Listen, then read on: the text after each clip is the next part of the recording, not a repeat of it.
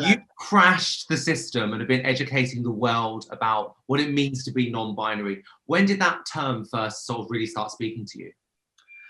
I think I've always kind of known that when I was growing up, I felt always a bit different, or like what I was told I had to do, it wasn't working with me. I was shit at football. Like I couldn't do all of that stuff. Like I realized very early on that wasn't for me.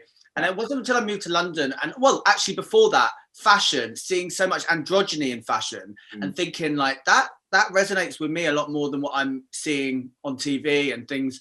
So then I think moving to London and kind of living in East London, like there's kind of no one has those barriers up. Like the gender expression is so creative and free here that it's not really an issue. So I didn't really think about it too deeply. And then I heard the term non-binary, and I think it's a good umbrella term for a lot of kind of people that feel genderqueer or gender neutral, or like anything that's under that kind of umbrella.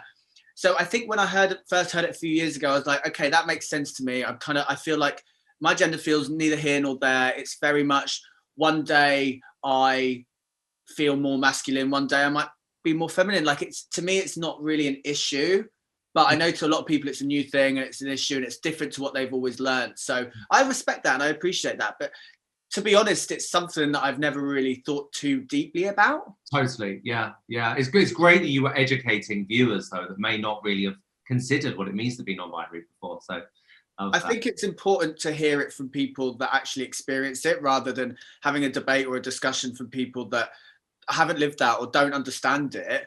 And then also coming from a place of kind of authenticity, and like me and Jenny got emotional. Like it was like a heartfelt moment. And I think people I got emotional watching it. It was. People relate to it because it's not that thing of like, oh, you're shoving it down my throat, because you're actually listening to someone, a human being, talk about their feelings and their experience, and then seeing vulnerability, people relate to it.